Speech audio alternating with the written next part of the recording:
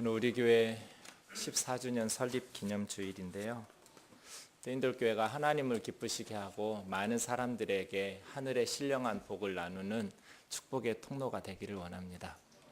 설교를 준비하면서 지난 14년 동안 제가 한 번도 설교하지 않은 두 개의 주제가 있다는 것을 알았습니다. 하나는 알고 있었고 하나는 모르고 있던 것을 새롭게 깨달았습니다.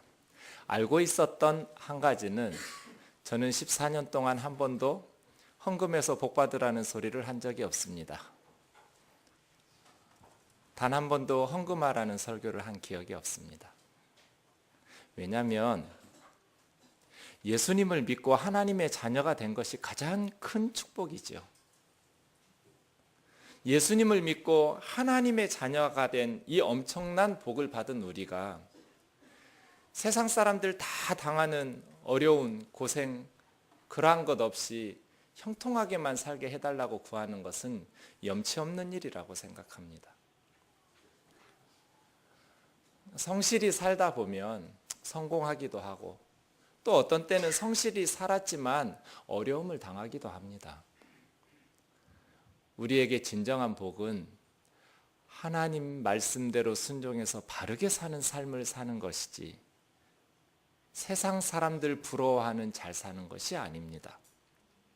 예수 그리스도를 믿는 신앙의 도는 하나님의 자녀답게 바르게 사는 것을 가르치는 종교이지 세상 사람들 부러워할 수 있는 그 잘 사는 것이 그렇게 성경에서 추구하는 삶은 아니기 때문에 저는 더 많은 물질적 축복을 받기 위해서 아니면 세상에서 여러분이 소원하는 것들을 얻기 위해서 헌금을 하라는 소리를 한 적이 없습니다. 세상에서 원하는 행복, 세상에서 원하는 그러한 성공을 원하신다면 착하고 성실하게 살면 됩니다. 하나님께서 저와 여러분에게 더 큰 믿음 주시기를 원합니다. 하나님 붙잡고 믿음으로 바르게 사는 것은 참 힘든 일입니다. 세상이 바르지 못하기 때문에 바르게 살려고 하는 성도들의 삶은 힘겨울 수밖에 없습니다. 세상이 바르다면 바르게 사는 사람이 성공하겠지만 우리가 사는 이 세상이 바르지 못하기 때문에 바르게 살려고 하는 사람들에게는 많은 불이익과 어떤 역경과 시련이 반드시 찾아오게 될 것입니다.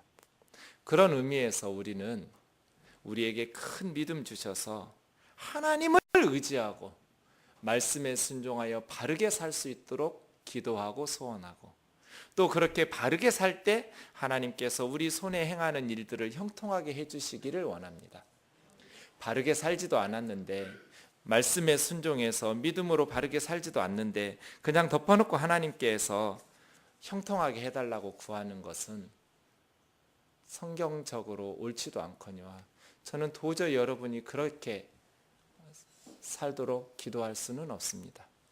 기아 타이거즈가 우승하는 것은 원하지만 바르게 살지 않는 여러분이 세상에서 형통하게 사는 것은 원하지도 않고 그것은 도저히 기도가 입 밖으로 나오지 않기 때문에 어떤 세속적 방법을 동원해서 하나님을 섬기는 기복신앙을 경계하도록 계속 설교해 온 것입니다. 그리고 제가 알지 못했던 한 가지 또 하나의 설교는 위로입니다. 자료들을 찾아보니까 정말 위로에 대한 주제로 설교해 본 적이 없습니다. 물론 우리 예수님께서 위로의 주님이시기 때문에 직접적으로 위로에 대한 설교를 하지 않았지만 위로에 대한 말씀들은 많이 있었다고 생각합니다. 하지만 오늘 본문에는 위로가 10번이나 단어가 나옵니다. 위로라는 단어가. 그러니 오늘은 위로라는 단어를 집중하면서 본문을 묵상하겠습니다. 오늘 우리 교회 생일과 같은 날인데 예수님께서 우리 공동체에게 너희는 위로하는 교회가 되라고 새로운 사명을 주셨다 생각하고 오늘 본문 말씀을 묵상했으면 좋겠습니다. 오늘 본문 한번 제가 읽어볼 테니까 바울의 기분 상태가 어쩐지 한번 보세요. 지금 우울한지, 고통스러운지, 슬픔이 가득한지, 아니면 기쁨과 감격과 흥분과 감동이 가득한지 찬송하리로다. 그는 우리 주 예수 그리스도의 하나님이시요 자비의 아버지시요 모든 위로의 하나님이시며 우리의 모든 환난 중에서 우리를 위로하사 우리로 하여금 하나님께 받는 위로로서 모든 환난 중에 있는 자들을 능히 위로하게 하시는 이시로다. 그리스도의 고난이 우리에게 넘친 것 같이 우리가 받는 위로도 그리스도로 말미암아 넘치는도다. 우리가 환난 당하는 것도 너희가 위로와 구원을 받게 하려는 것이요 우리가 위로를 받는 것도 너희가 위로를 받게 하려는 것이니 이 위로가 너희 속에 역사하여 우리가 받는 것 같은 고난을 너희도 견디게 하느니라. 너희를 위한 우리의 소망이 견고함은 너희가 고난에 참여하는 자 된 것 같이 위로에도 그러할 줄 알미라. 여러분, 지금 바울의 상태가 어떻습니까? 흥분과 감격입니다. 우울하지가 않습니다. 왜 이러한 말씀들을 쓰게 되었는가? 상황을 좀 살펴봐야 됩니다. 고린도 주전 44년에 카이사르 로마 황제 시저가 재건한 도시입니다. 이 고린도라는 도시는 지도에 보시면 아시겠지만 남북 육상 교통의 요지일 뿐 아니라 에게해와 이오니아해를 잇는 해상 교통의 요지입니다. 지리적 위치가 좋다 보니까 고린도라는 항구 도시는 로마 제국 시대에 매우 번성한 도시였습니다. 항구 도시의 특성상 많은 민족계의 사람들이 몰려들어서 취직해서 살고 있으니까 성적으로는 굉장히 방탕해서 고린도 사람들처럼 산다, 성적으로 매우 방탕하다, 그런 속담으로 쓰였습니다. 돈이 워낙 많다 보니까 학교나 그러한 특히 로마 제국에서는 말을 지혜롭게 하는 수사학이 발전하고 철학이 발전했거든요. 많은 수사학자들과 철학자들이 고린도에서 또 세상의 지식, 헬라 철학을 가르치고 있었습니다. 고린도 사람들처럼 말한다, 매우 설득력 있게 말한다라는 뜻입니다. 헬라의 별이라고 부르는 고린도, 부유하고 번성한 아가야 지역의 행정도시였고 로마 총독이 주재하고 있었던 곳이 고린도입니다. 이 고린도의 사도 바울은 2차 선교 여행 때 바울, 또 실라, 디모데, 누가 이렇게 4명이 갑니다. 고린도에 가서 1년 반 정도 길게 브리스길라, 아굴라 부부의 가족에게 취직해가지고 짐승 가죽을 벗기는 텐트를 만들어 가면서 복음을 전한 유스도라는 성도의 가정에서 시작된 교회가 고린도 교회입니다. 이 고린도 교회의 문제가 좀 심각했습니다. 도시의 특성이 워낙 방탕하고 또 우상 숭배가 극심하다 보니까 교회도 그러한 성적 방종, 우상 숭배, 또 세상의 지식과 철학을 자랑하고 십자가의 복음을 자랑하지 않는, 그리고 성도들 간에 세상의 지식을 자랑하면서 분열과 분쟁이 있었던, 또 신비주의에 금욕주의에 여러 가지 문제들이 고린도 교회에 아주 많이 있었습니다. 바울이 고린도를 떠나서 다른 도시에서 이제 선교하고 있을 때 고린도 교회 문제들을 접하게 됐습니다. 심지어 고린도 교회에 아들이 어머니와 결혼한 사건도 있었습니다. 물론 계모겠지요. 어떻게 이런 일이 있을까 싶으면 이제 대개 이제 나이 차이가 많이 나서 결혼하기도 하는데요. 계모가 이렇게 아버지의 유산을 많이 물려받았겠죠. 유산을 아들과 또 아내에게 물려주고 돌아가실 경우에 이 어머니가 다른 곳으로 시집을 가면 아버지에게 물려받은 그 유산이 그 사람의 다른 집의 재산이 되거든요. 그러니 아들이 자기 어머니 계모와 아버지의 부인이었던 여인과 나이 차이도 많지 않고 하니까 결혼해서 살게 된 것 같습니다. 그런데도 아마 이 사람이 교회 내에서 발언권이 강했는지 교회는 잠잠했습니다. 바울은 탄식을 합니다. 어떻게 너희가 이런 것을 교회에서 허용할 수가 있느냐. 편지를 써서 보내고 하는데 고린도 교회 성도들은 오히려 바울을 비난하기 시작했습니다. 참다 못해서 바울은 선교지의 상황을 잠깐 내려놓고 고린도로 날아갑니다. 비행기가 없었으니까 걸어갔겠죠. 고린도로 갔는데 거기서도 바울이 고린도 교회 문제들을 해결을 못하고 눈물로 떠납니다. 고린도 교회 성도들이 바울에 대해서 매우 냉정하고 냉대를 하게 됩니다.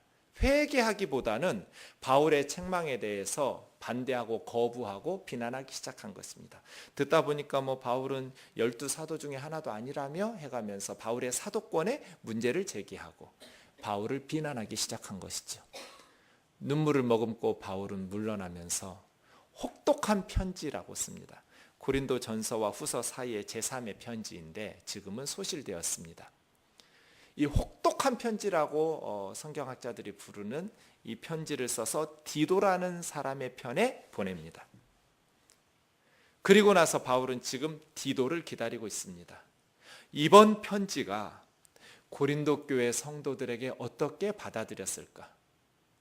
죄와 타협할 수 없기 때문에 일사각오의 정신을 가지고 마지막인 것처럼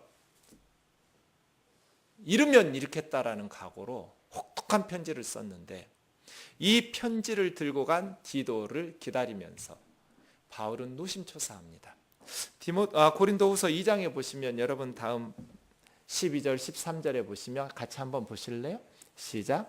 내가 그리스도의 복음을 위하여 드로아의 이름에 주 안에서 문이 내게 열렸으되 내가 내 형제 디도를 만나지 못함으로 내 심령이 편하지 못하여 그들을 작별하고 마게도니아로 갔노라. 이거 보세요. 그리스도의 복음을 전하기 위해서 드로아에 갔어요. 드로아는 그 위쪽에 있는 빌립보 위에 있는 항구 도시예요. 그 드로아에 이르렀는데 주님 안에서 문이 열렸어요. 드로아 지역에서 문이 열렸다는 것은 무슨 뜻이에요? 복음의 문이 열렸다는 거예요.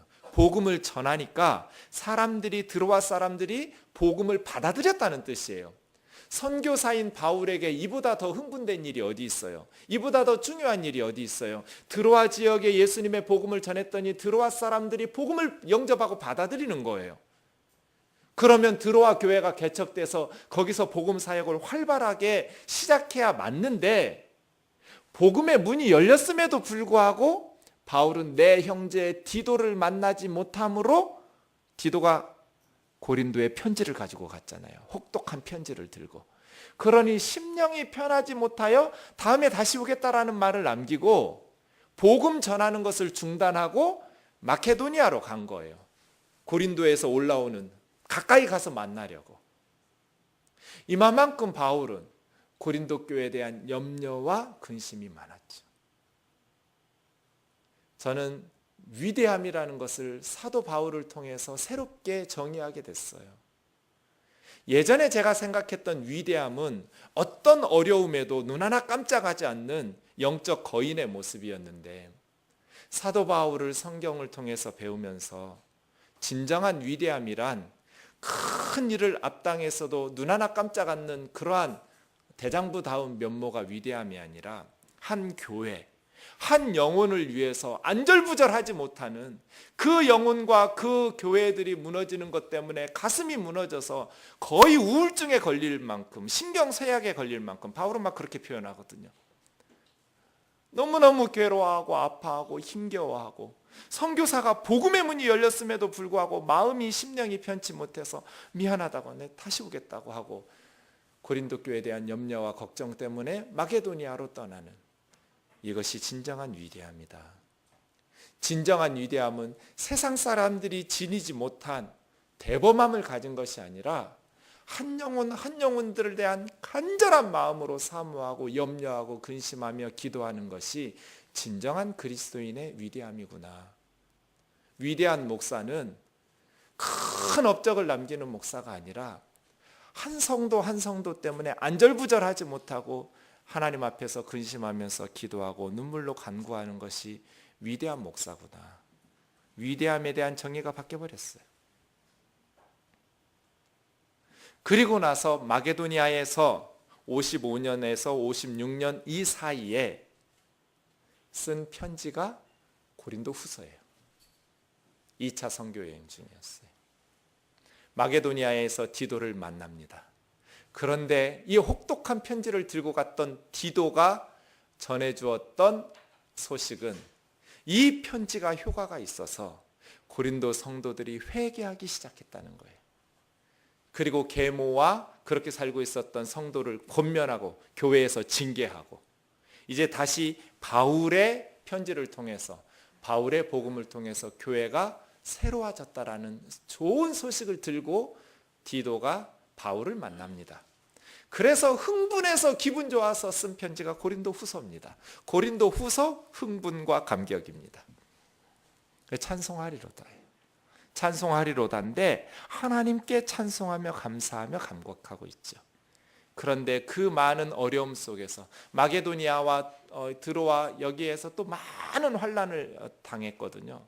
엄청난 어려움을 당했어요. 무엇인지 알 수 없지만 그냥 마음의 사형 선고를 받은 것 같았다고 바울은 고백합니다. 마게도니아에서도 이제 우리는 죽었구나, 마음의 사형 선고를 받은 것과 같은, 읽지 않았는데 8, 9, 10, 11절을 읽어보시면 오늘 본문 다음에 그 많은 환난과 복음의 역경 속에서 이 디도가 전해준 소식 때문에 큰 위로를 받았다고 하면서 위로에 대해서 쓰게 된 것입니다. 오늘 본문에서 우리는 세 가지에 포커스를 맞춰서 묵상하고자 합니다. 3절을 보십시오. 찬송하리로다. 그는 우리 주 예수 그리스도의 하나님이시요 자비의 아버지시요. 자비라는 단어는 불쌍히 여기다라는 동사에서 나왔습니다. 불쌍히 여기신다. 하나님께서는 그의 백성을 불쌍히 여기시는 아버지시고 모든 위로의 하나님이시다. 모든 위로는 하나님으로부터 온다는 것입니다. 사람들을 통해서 우리가 위로를 받아도 그 모든 참된 위로는 하나님으로부터 오시기에 하나님은 참된 위로의 하나님이시라고 말씀하고 있습니다. 우리는 사람들의 위로도 필요합니다. 그러나 진정한 위로는 하나님으로부터 옵니다. 왜 그런지 단어를 보고 좀 설명하겠습니다. 위로하다라는 단어는 파라칼레오라는 단어입니다.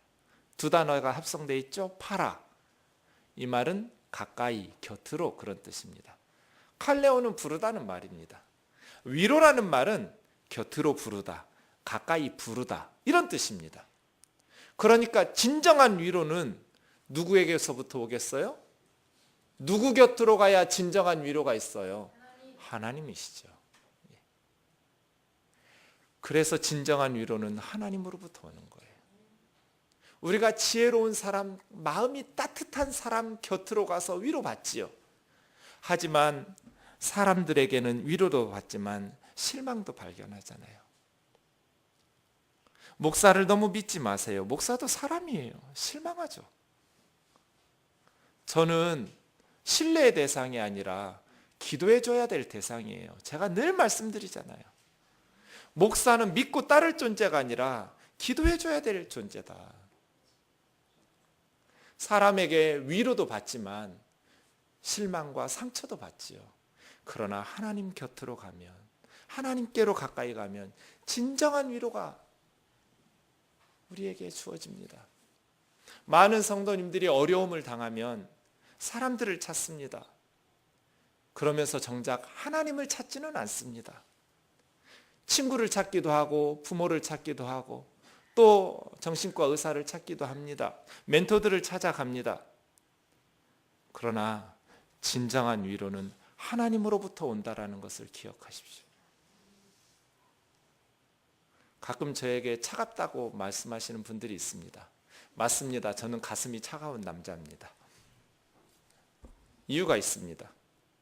제가 교육전도사 때 내가 맡은 청년들은 절대로 힘들지 않겠다라는 그러한 생각을 했습니다.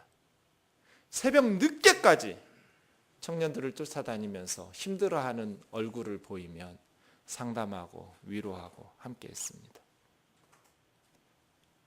어느 날 큐티하는데 주님이 너 그만 설쳐라.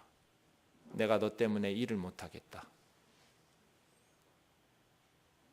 네가 더 사랑하니? 내가 더 사랑하니? 제가 그때 엄청 상처받았는데요. 주님이 더 사랑하시죠. 청년들을 저보다 더 사랑하지 않으시겠어요? 내가 너보다 더 사랑하는데, 내가 훈련을 시키기 위해서 어려움을 줬는데 네가 중간에 끼어들어가지고 인간적으로 위로해버리니까 내가 일을 할 수가 없잖니. 좀 뒤로 빠져라. 전도사를 찾아가는 게 만드는 게 아니라 넌 뒤에서 잠잠히 기도나 해라. 나를 찾도록 해야지. 왜 네가 중간에 끼어들어서 청년들을 다 망쳐놓고 있지 않느냐.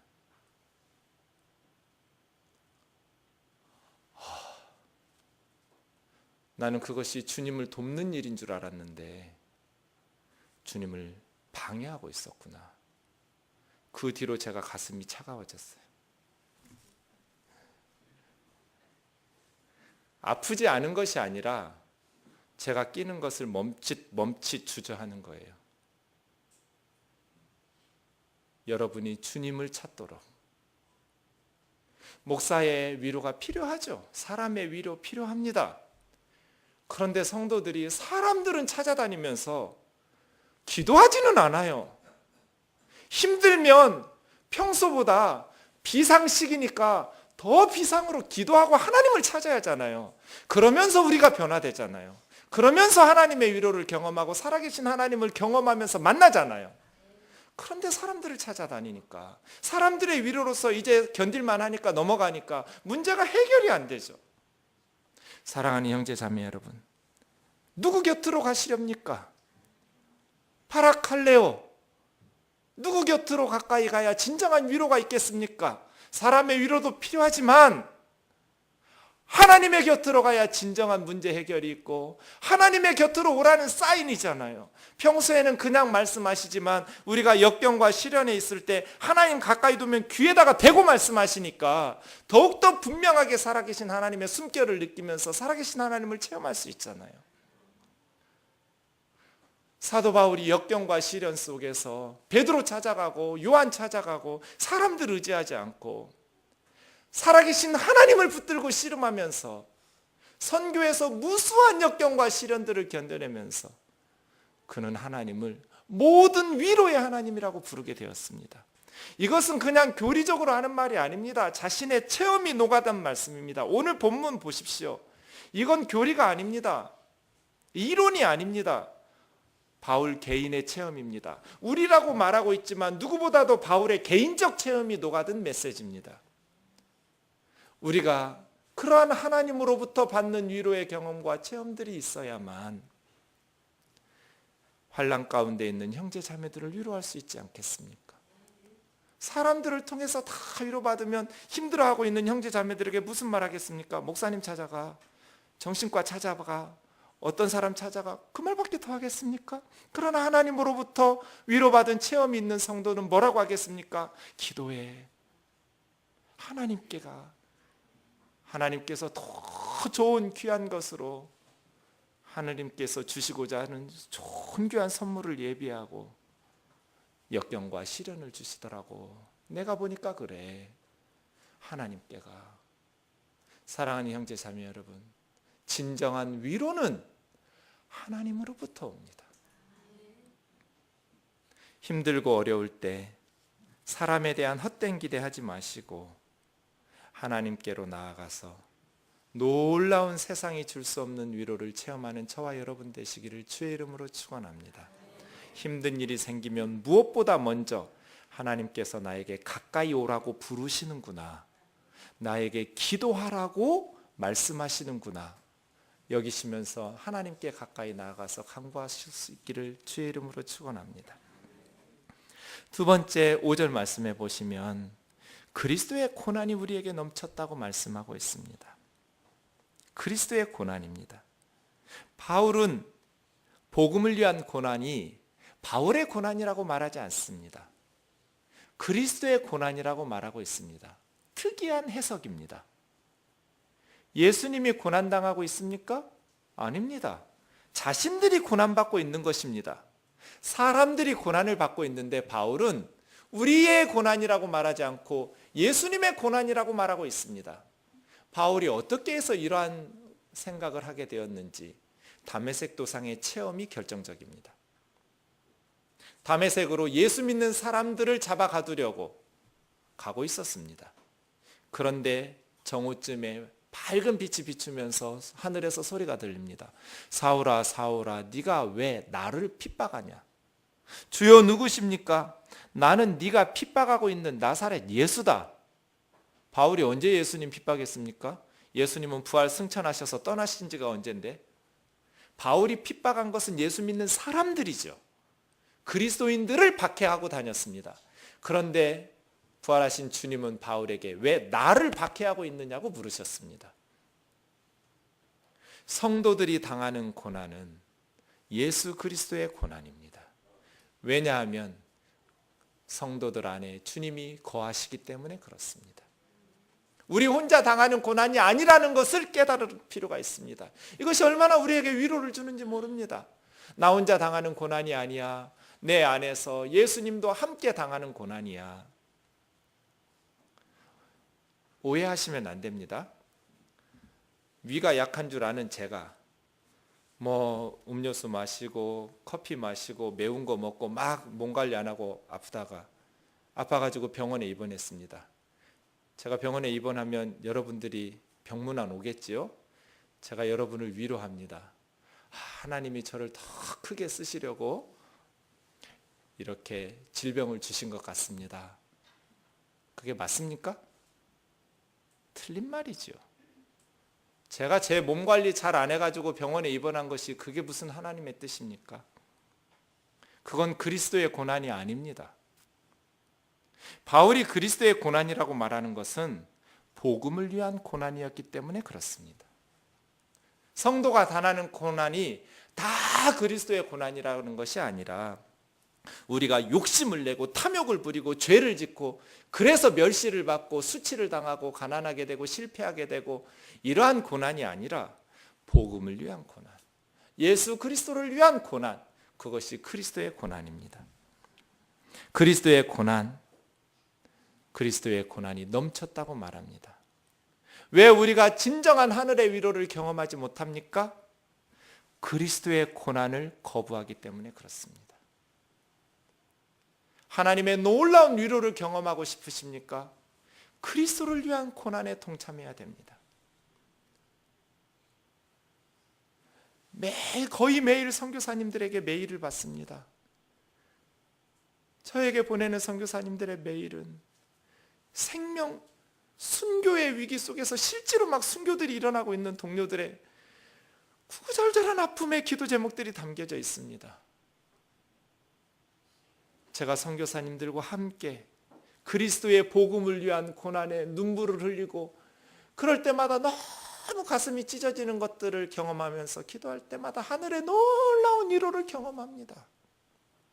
왜 우리에게 하나님의 놀라운 위로의 경험이 부족한가? 예수 그리스도의 복음을 위한 고난에 동참하지 않기 때문입니다. 예수 그리스도의 복음을 위한 고난에 동참하면 반드시 하나님의 놀라운 위로가 우리에게 폭포수와 같이 쏟아집니다. 그러니 세상을 위한 고난, 세상을 위해서 염려하고 걱정하면서 살다가 힘들고 어려울 때 기도하면서 위로받는 것도 귀하지만은 그러한 수준 낮은 것이 아니라 우리 주 예수 그리스도의 복음을 위해서 온 열방 가운데에서 복음을 전하는 선교사님들과 함께 호흡하며 기도하면서 예수 그리스도의 복음을 위한 고난에 동참할 때 우리는 하나님의 세상이 줄 수 없는 놀라운 위로를 경험하게 될 것입니다. 저는 우리들 뜨인돌 성도들이 교회 등록하면 등록 신방 가서 둘 중 하나 하라고 합니다. 집안에 아이들이 있으면 둘 중 하나 하라고 그래요. 너 나갈래? 뒷돈 댈래? 선교사로 나갈래? 아니면 선교사님들 뒷돈 댈래? 되게 뒷돈 댄다고 그래요. 그래, 둘 중 하나 해라. 둘 중 하나는 해야 하잖아요. 선교사로 나가든지 아니면 나가 계신 선교사님들을 위해서 가장 조금 하는 게 돈으로 하는 거예요. 그 다음 많이 하는 건 기도로 하는 거예요. 가장 많이 하는 건 나가서 복음 전하는 거예요. 3단계가 있어요. 그 선교사님들과 함께 복음을 위한 그리스도의 고난에 동참해서 그리스도의 고난이 우리에게 넘친 것 같이 그리스도로 말미암아 하나님의 위로도 우리에게 넘치는 교회 되기를 주의 이름으로 축원합니다. 우리 안에 예수 그리스도의 고난이 넘쳐야 됩니다. 안 믿는 가족들에게 복음을 전하지 않으면 고난 없습니다. 그러나 열심히 기도하면서 믿지 않는 가족들에게 전도하려고 하면 고난이 있습니다. 반드시 있습니다. 안 믿는 직장 동료들에게 복음을 전하지 않으면 그리스도의 고난은 없습니다. 그러나 그들에게 듣기 싫어하는 줄 알지만 열심히 기도하면서 예수 그리스도의 복음을 전하려고 하면 그리스도의 고난이 생깁니다. 그 그리스도의 고난에 동참하면서 하나님의 놀라운 위로가 저와 여러분에게 넘치도록 부어지는 것을 경험하자는 뜻입니다. 그게 교회입니다. 그것이 성도들의 삶입니다. 저와 여러분에게 예수 그리스도의 고난이 넘치는 그러한 역사가 있기를 원합니다. 마지막 세 번째, 여러분 4절부터 좀 곰곰이 보십시오. 하나님께서 모든 환난 중에서 우리를 위로하시는 이유가 뭡니까? 우리로 하여금 하나님께 받는 위로로서 모든 환난 중에 있는 자들을 능히 위로하게 하시는 이시로다. 하나님의 위로를 경험해야만 환난 가운데 있는 사람들을 능히 위로할 수 있게 되는 참된 위로자가 됩니다. 하나님께서 오늘 우리에게 이러한 새로운 사명을 주셨다고 하나님의 말씀으로 듣기를 원합니다. 6절도 보십시오. 우리가 환난 당하는 것도 너희가 위로와 구원을 받게 하려는 거예요.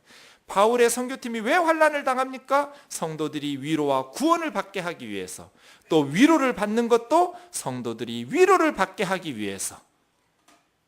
그 환난의 모습을 보면서 성도들이 위로를 받아요. 우리를 위해서 저렇게 바울이 매맞았구나, 감옥에 갔구나, 저렇게 모욕과 멸시를 받았구나.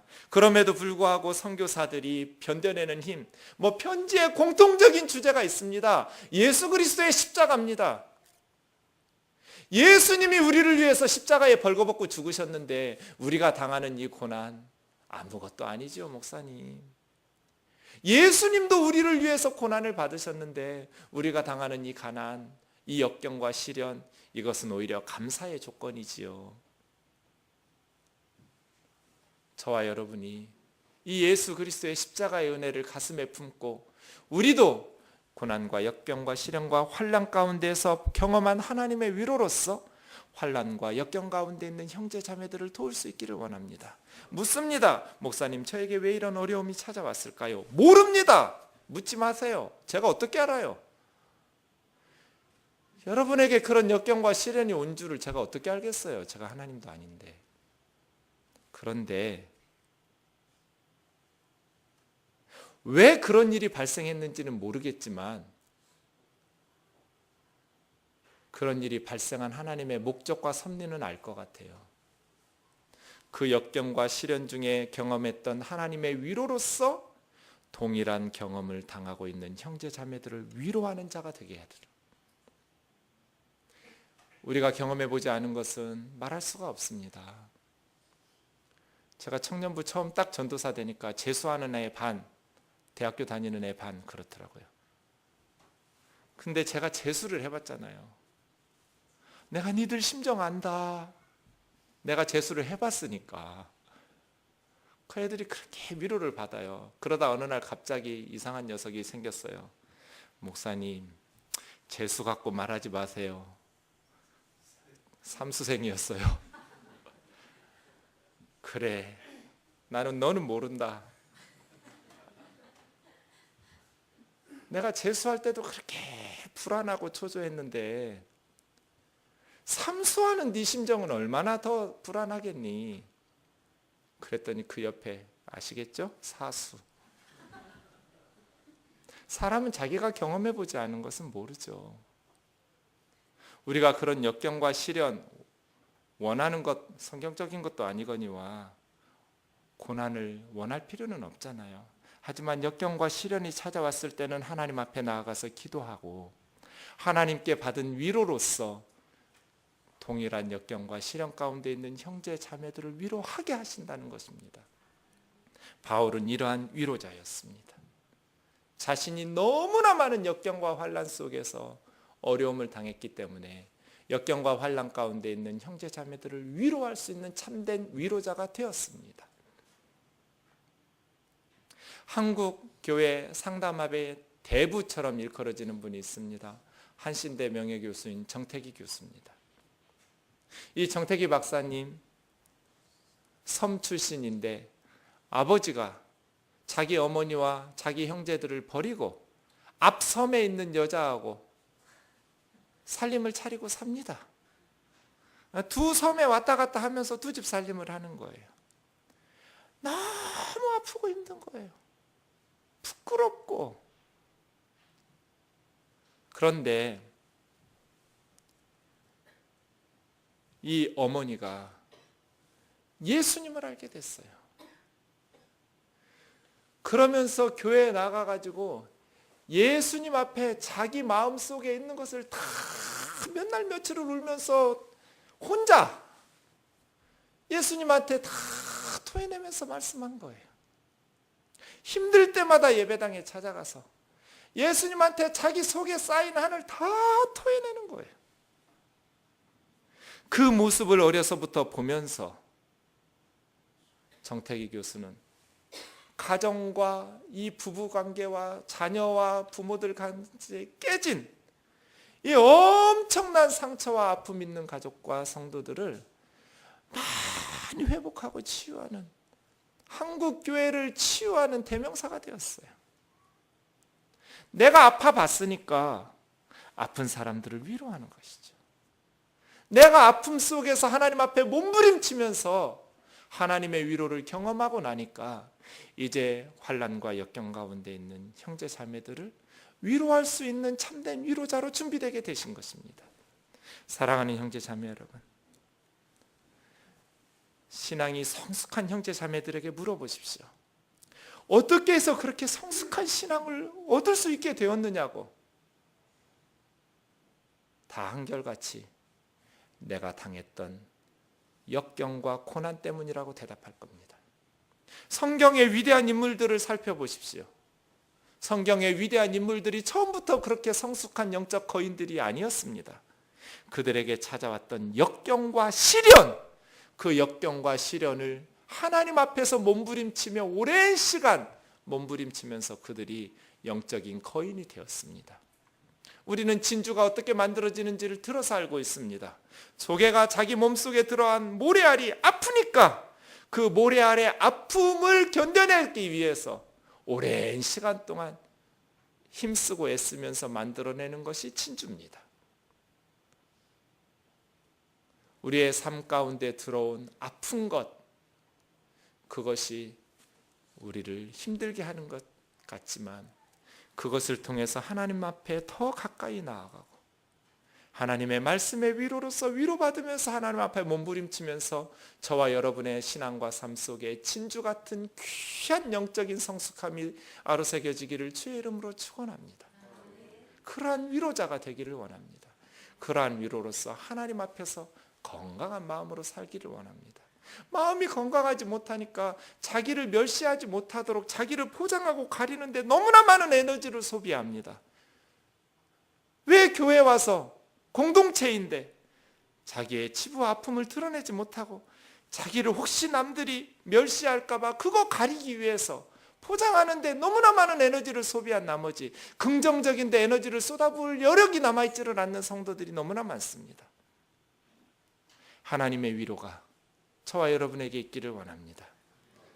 우리는 사랑받기 위해 태어난 사람 맞습니다. 그러나 우리는 고난받기 위해 태어난 사람도 맞습니다. 당신의 삶 속에서 그 고난 받고 있지요. 태초부터 시작된 이 하나님의 고난은 우리를 진주와 같은 성숙한 신앙과 그리스도의 사람으로 우리를 변화시켜서 우리가 받은 하나님의 위로로서 고난과 역경과 시련 가운데 있는 이 세상 사람들에게 하나님의 놀라운 위로로서 그들을 회복하고 치유하게 하는 축복의 통로되게 하실 줄 믿습니다. 말씀을 마치겠습니다. 마태복음 12장 20절에 보면 마태는 예수님의 사역을 이사야 42장 3절 말씀을 인용하면서 설명합니다. 상한 갈대를 꺾지 아니하시고 꺼져가는 등불을 끄지 아니하셨다. 상한 갈대, 꺼져가는 심지 끝입니다. 상한 갈대는 그렇지 않아도 연약한 것입니다. 꺾어진 상한 갈대로 뭘 할 수 있습니까? 꺼져가는 등불, 꺼져가는 그 심지로 무엇을 기대할 수 있습니까? 그런데 예수님께서는 상한 갈대와 꺼져가는 심지 같은 사람들을 포기하지 아니하시고 그들과 함께 하시며 붙들어서 그들을 다시 활활 타올라 하나님이 주신 사명을 감당하게 하셨다는 것입니다.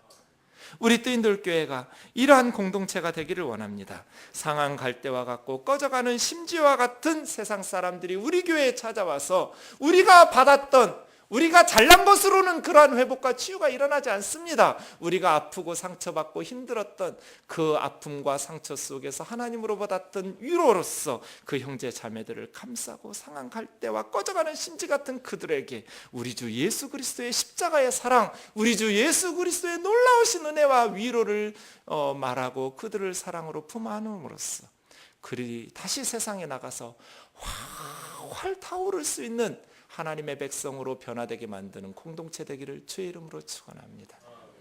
우리 같이 말씀을 기억하면서 기도합시다.